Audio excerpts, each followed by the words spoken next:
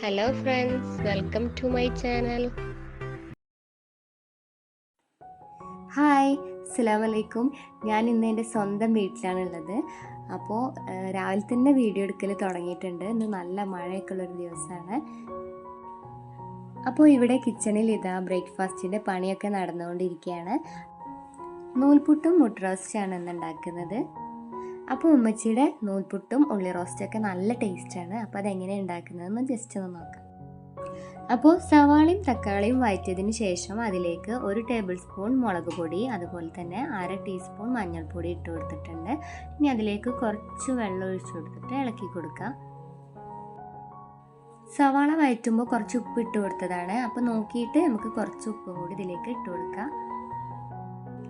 അപ്പോൾ ഇതിലേക്ക് ഇഞ്ചി വെളുത്തുള്ളി പേസ്റ്റും ഒക്കെ 1/2 ടീസ്പൂൺ ചേർത്ത് കൊടുക്കുക. ഞാനിവിടെ കാണിക്കാൻ വിട്ടുപോയതാണ്.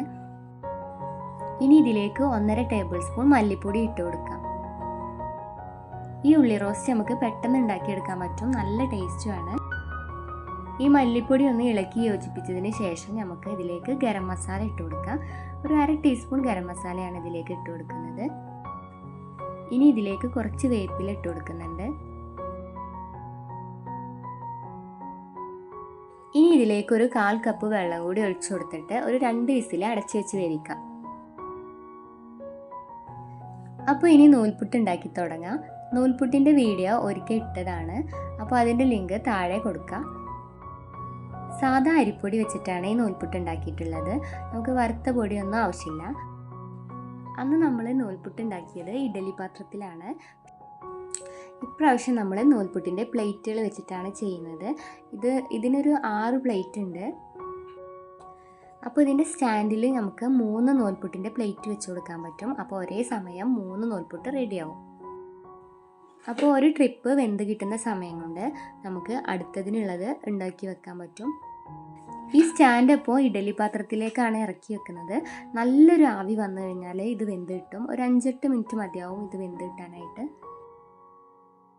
അപ്പോൾ നമ്മുടെ നൂൽപുട്ട് റെഡി ആയിട്ടുണ്ട്. ഇനി ഇത് ഒന്ന് ചൂടാറിയതിന് ശേഷം ഒരു പാത്രത്തിലേക്ക് മാറ്റാം. ഈ നൂൽപുട്ട് നല്ല സോഫ്റ്റ് ആണ് കേട്ടോ. ഇനിയിപ്പോൾ എത്ര ടൈം കഴിഞ്ഞാലും ഇത് അതുപോലെ തന്നെ നല്ല സോഫ്റ്റ് ആയിട്ട് തന്നെ ഇരിക്കും.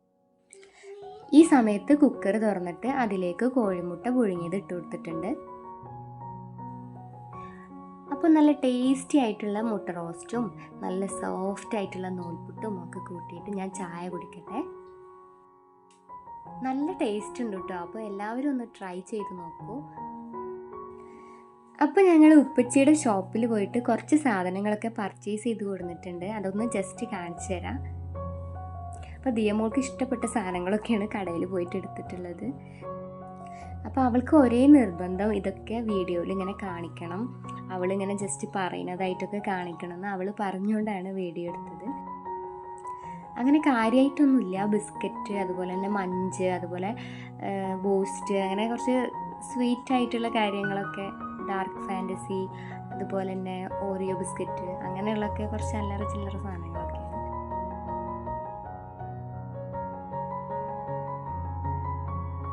അവളിങ്ങനെ പരിചയപ്പെടുന്ന വീഡിയോ ഒക്കെ എടുത്തപ്പോൾ അവൾക്ക് നല്ല സന്തോഷമായി.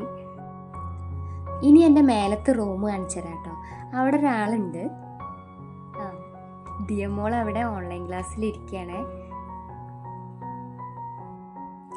അപ്പോൾ ആൾ കൂടെ ഇല്ലെങ്കിൽ അവൾ ക്ലാസ് ശ്രദ്ധിക്കില്ല. അതുകൊണ്ട് ഞാനൊന്ന് വന്ന് നോക്കിയതാണ്. കുഴപ്പമൊന്നുമില്ല. മോളിപ്പോൾ 1ാം ക്ലാസ്സിലാണ്. 1ാം ക്ലാസ്സിലായതുകൊണ്ട് തന്നെ ഇവർക്കിപ്പോൾ ക്ലാസ് 2 മണിക്കൂറാണ്. അപ്പോൾ ദിയയുടെ മാമിനെയും ഫ്രണ്ട്സിനെയും ഒക്കെ ഒന്ന് കാണാട്ടോ.